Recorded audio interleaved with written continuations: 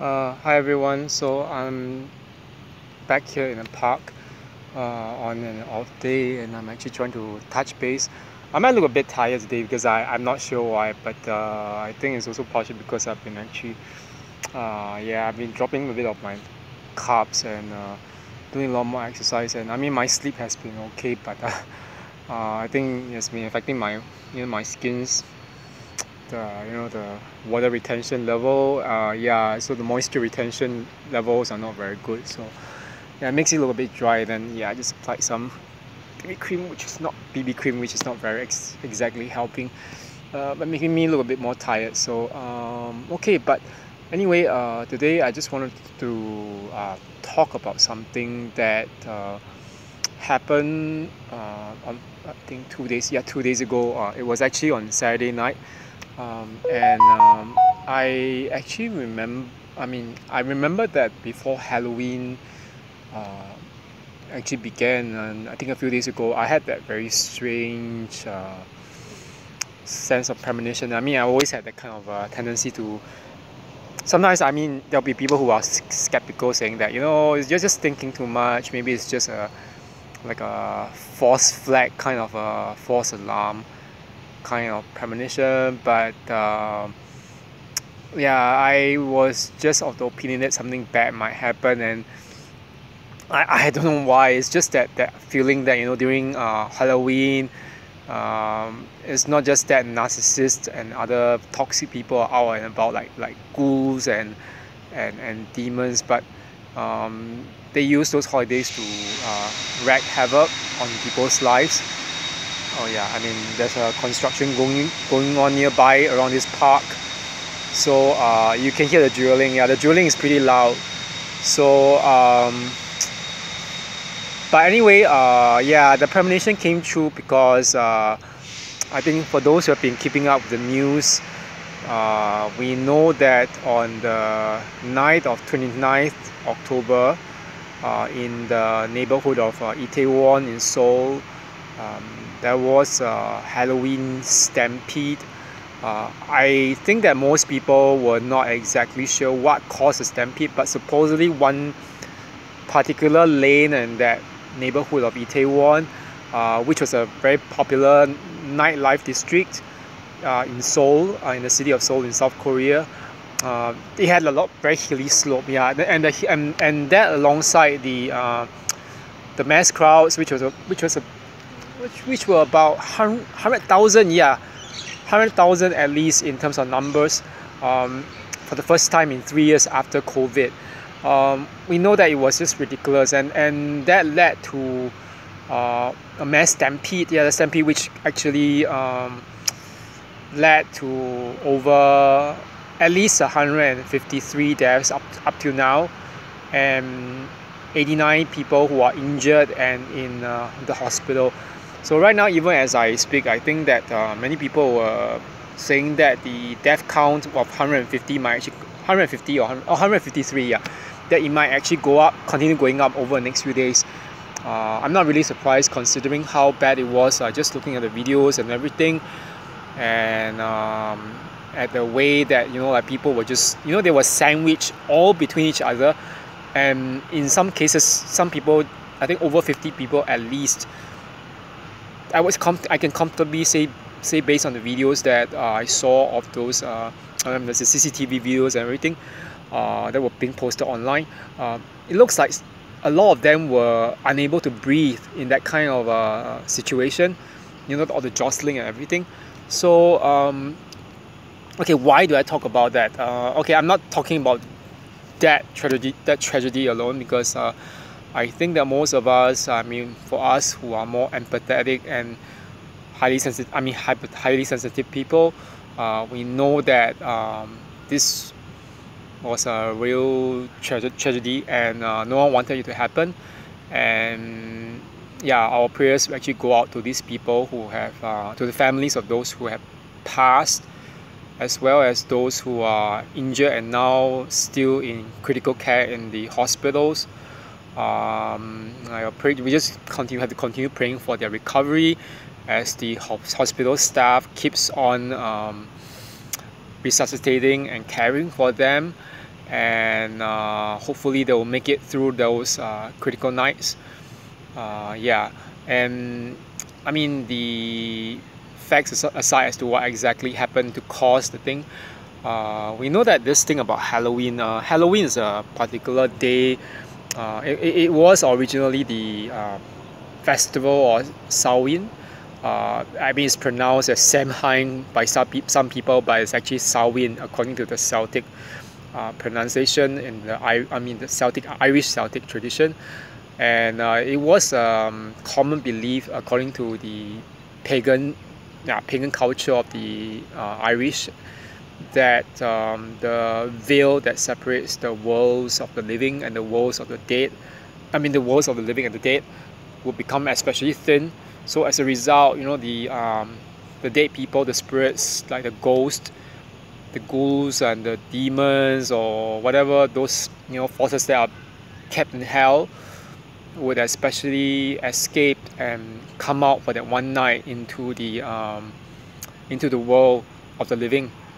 Sometimes to terrorize them, sometimes just to contact the living. So I mean, it's not always seen as something that was like demonic or devilish, but the reason why I'm talking about this is because the day of Halloween itself, I mean, there's a lot of common beliefs, even it's just outside of even outside of the Celtic culture, the Irish culture, that the belief that there's this idea that there is a portal or doorway between that stands between the dead and the living. So I, even with regards to what happened in Seoul, while my prayers go out to those people who were hurt and their families, I cannot help but speculate that maybe there were some spiritual reasons that were compounding that. I can't really say, but especially because based on what I know of the area of Itaewon, I've been there a few times, quite a lot actually.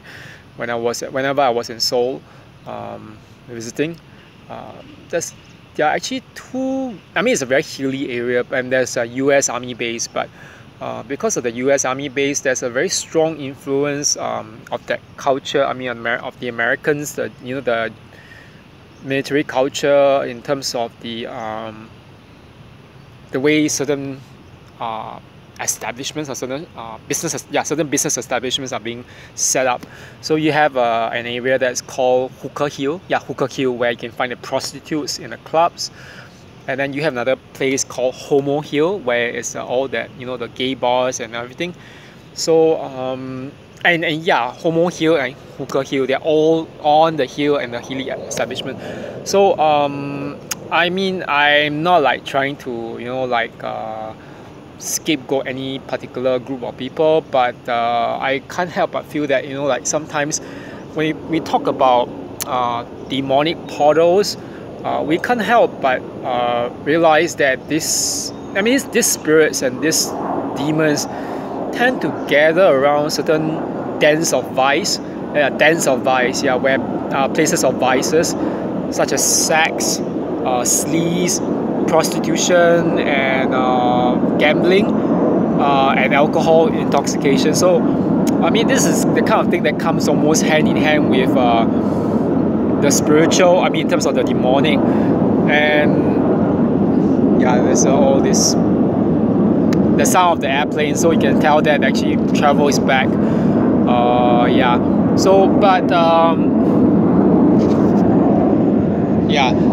To go back to the whole thing about demonic portals, I'm not sure whether you all have actually heard of there's this particular video that was made once by this content creator on YouTube as well.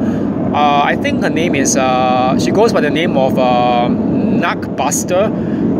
She was talking about demonic portals being opened by narcissists that actually are especially open not just during particular days of the year, but they seem perpetually open.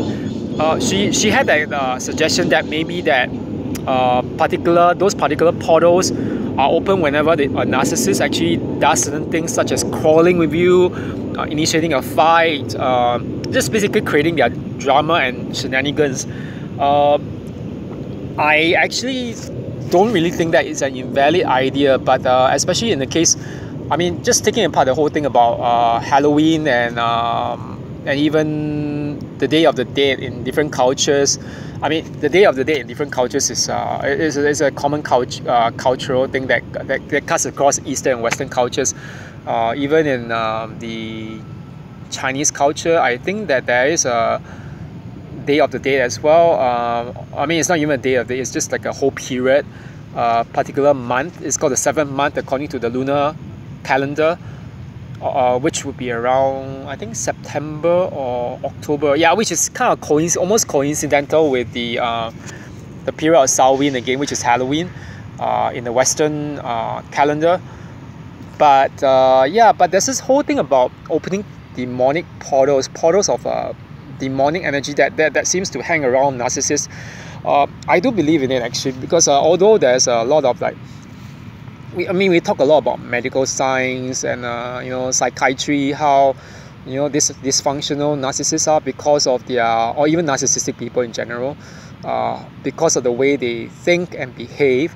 They are very toxic behavior patterns. I mean, regardless of that, I can personally vouch for it myself that there are certain things with them that do not seem rather explicable by science.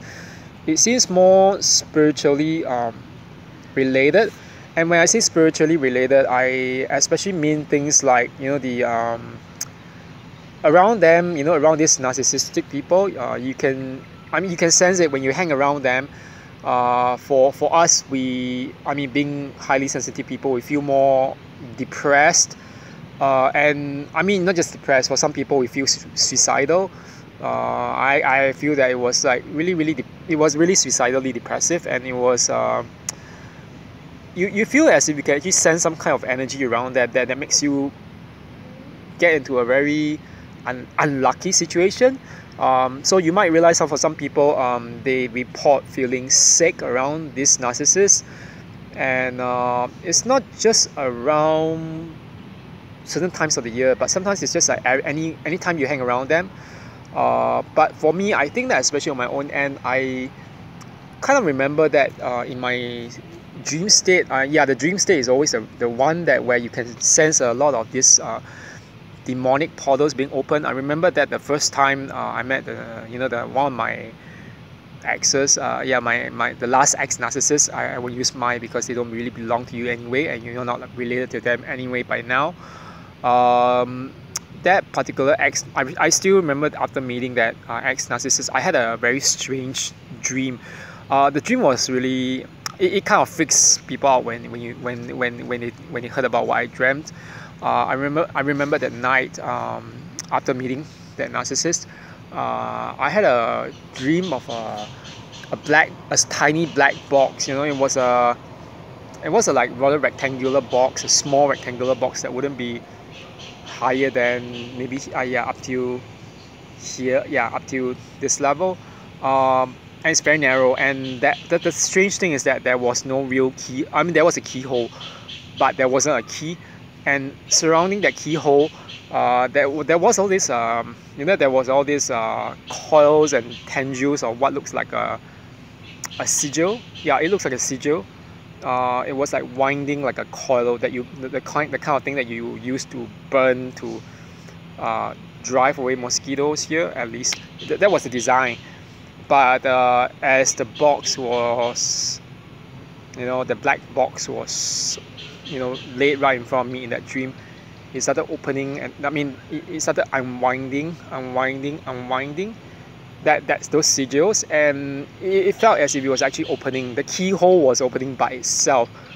I dreamt of after that I saw in that dream, I saw when the box opened, I saw pitch black darkness, a key, supposedly the key that opens the lock or the keyhole of the box.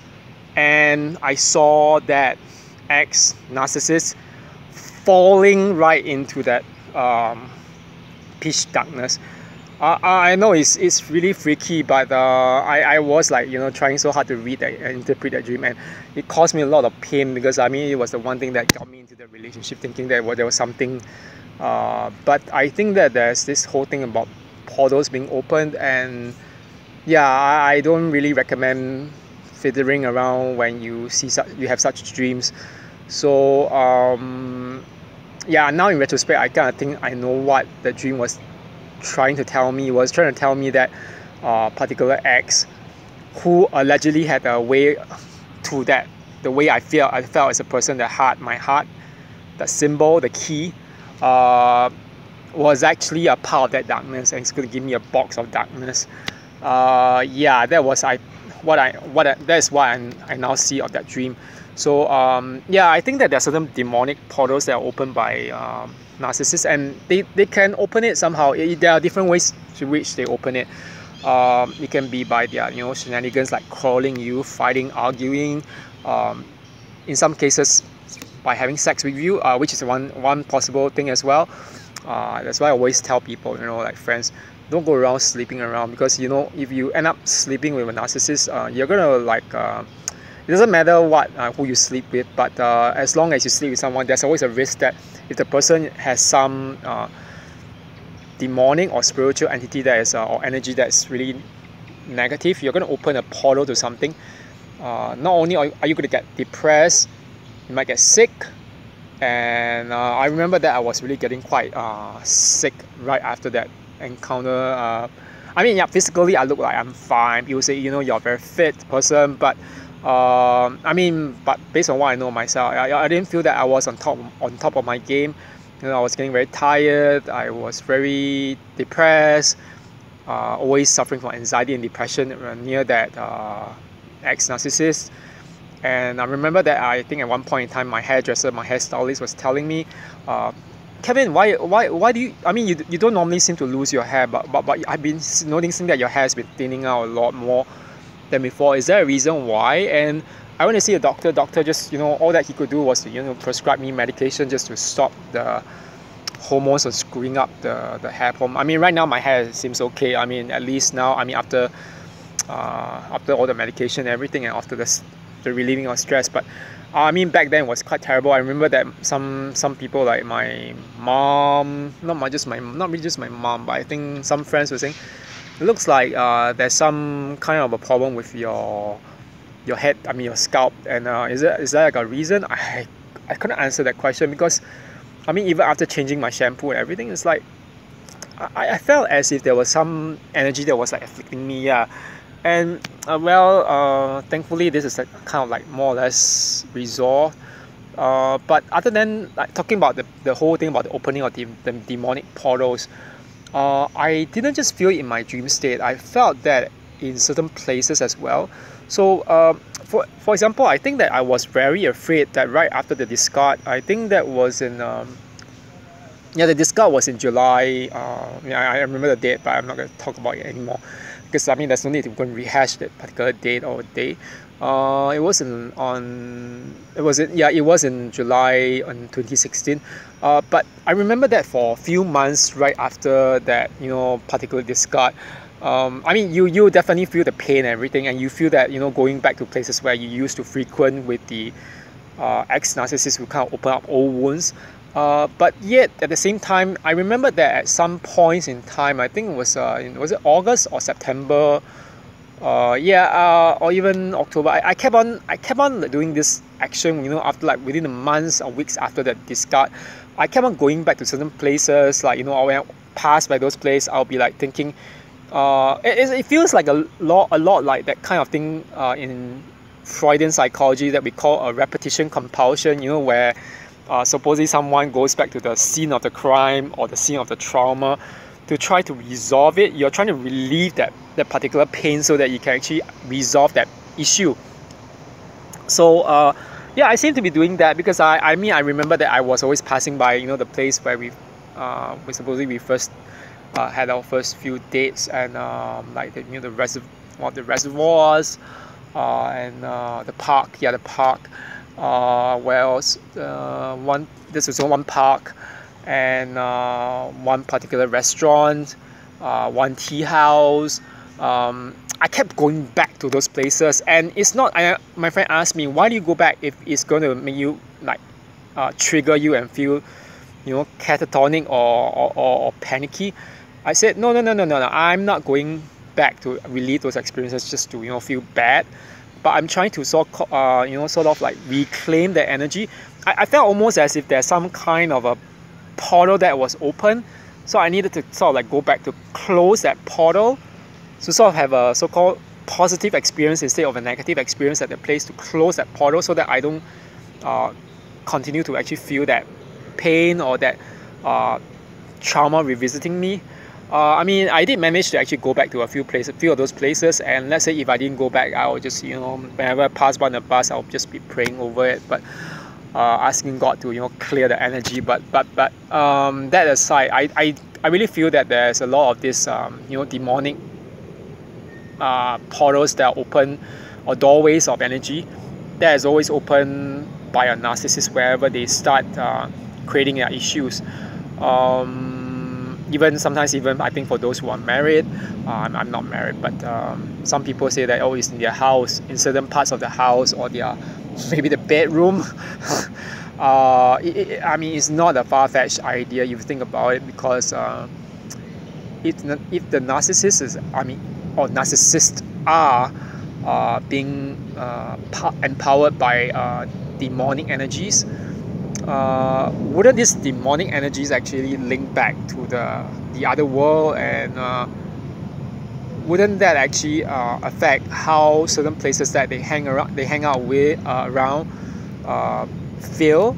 Especially for empaths or empathetic people, we can feel this kind of energy. So I actually think that it's very important for us that we kind of learn to realize that not everything is actually going to be explicable or easily explained via science. You can say, the person has just some flawed coping mechanisms, but I think that a lot of times, I have, that dream I had was it was a dream that nearly killed.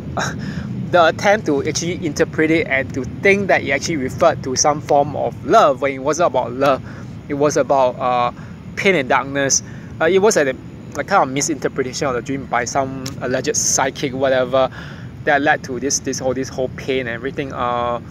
That's another story. But I felt that really, you know that when you meet a narcissist, especially if they have a very close a foothold, not close standing, but a foothold in your life, you might realize that certain portals of energy are actually open, and they can actually open a doorway for certain things to come in to affect your life negatively. So that links back, of course, to what I was talking about, what happened in Itaewon in Seoul. And I think that is important for us, especially because we are empaths, we are very sensitive people, and even for those who are just, even if you don't really think that you are highly sensitive, you're just a normal average person, I think it's important that you start realizing that we need a lot of these boundaries, especially around everyone. Everyone, yeah, it doesn't matter. Even with close friends and family, we cannot be totally porous and open and transparent to the point that our boundaries are transgressed. And especially for these demonic portals, I think that if you were to realize that these kind of things keep on persisting even after you stop talking or even meeting up with the particular narcissist, it's very important to actually close that so-called doorway or that portal. The issue is how to close that portal. I think that for me, healing is very important. Healing by like things like shadow work, or even just visiting the psychotherapist, counseling, everything. This is important. But that aside, I think your spirituality is actually something that you need to really work on. I actually remember that when I was actually when I was close to God, and when I was like really in my faith, I realized that I didn't actually meet this kind of people, and I mean, it's a way of saying, you know, maybe God really protects his people. I mean, I'm not saying that God didn't kind of like protect me even when I was in it, but I mean, of course it didn't last for long, and very thankfully, but I mean, the healing is actually very protracted, especially because you know that all these demonic portals that they open, they can actually open doorways to really hurt you, and sometimes even induce possible things like suicidal depression. I don't really recommend fiddling around with the spiritual. Then I think if possible, try not to, you know, approach all these so-called psychics and whatever, or psychic mediums. I mean, that's the first thing you should be doing.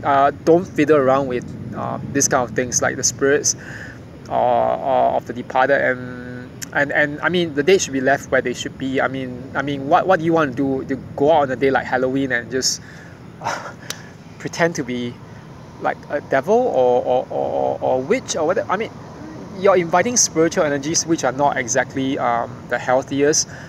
But that aside, I think that the other thing is that I think we need to do a lot of cord cutting.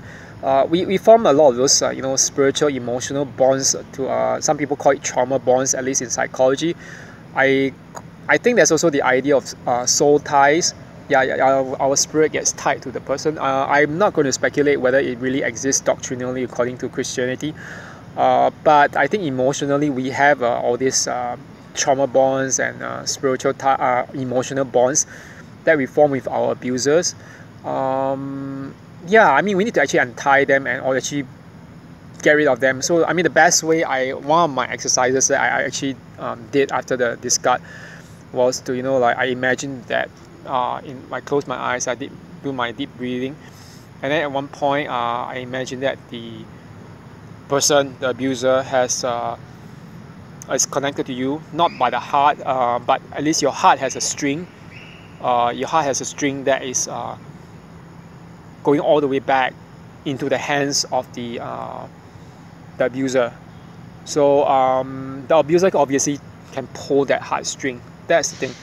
What you will want to do to actually resolve that issue of that portal or that bond is to imagine that particular string being cut off, that you should be the one taking a pair of scissors and cutting it off. Or if not, you can be also something more dramatic, depending. It can be a candle. For me, I think I was imagining that there were like maybe Archangel Michael or angels bring a flaming sword to sear that thread so that it burns off totally, and then so that they can't come back to hold that heartstring. These are ways, okay? So that's one way I recommend. Yeah, it is you do this in meditation, basically by imagining that heartstring or that bond being burnt, so that it won't come back, and so that, you know, that the demonic portal that they have open will not be open and will not actually come into your life. The other way is, I think that what I did was to, you know, what I did then was to revisit the places. So sort of like so-called close the portal spiritually or symbolically wasn't always the best way. It's a potential trigger for some people. I think for me, it triggered me during the first few months after the discard. But I recommend that, I think, not going there. I mean, please don't go there. At least not until you fully realize that, I mean, that you have recovered or are near to recovery. But so that's it for that particular exercise that I recommend. And the other thing would be to pray. Yeah. So these are a few things that you need to do, and at least that was what I did. And yeah, so these are the two ways: prayer and that cord cutting exercise. Yeah, and you can also visualize, you know, like a shield or wall of protective energy around you, so that all this, you know, portals of demonic energy or whatever cannot actually go into your life. That's the third one. Okay, so I think that's it for today. And yeah, it's still I mean, in effect, it's actually Halloween today, so tonight actually, and I'm very thankful that it's actually a Monday, because if it was a Sunday or Saturday for Halloween, it'd be pretty bad. And I don't really like getting out on Halloween or these days because of all this, whole thing, the fear about energies that feel dark or spiritual being out and about. I mean, even as a Christian, it's just not the kind of day I want to be out partying and everything. But yeah, I hope everyone has a good evening or good day depending on where you are in the world. And I'm off to go down to the town center when actually this week I'm actually a bit more free, because one student of mine is actually off on a holiday with his wife in Australia, and I'm actually trying to also take some time to focus on some other things. I've been writing a bit more as well. And okay, so that's it for today's video, and I hope everyone has a good day. Okay, thanks very much. I'll see you all again, okay, at probably around next week, or depending on when I get another idea. Okay, bye bye.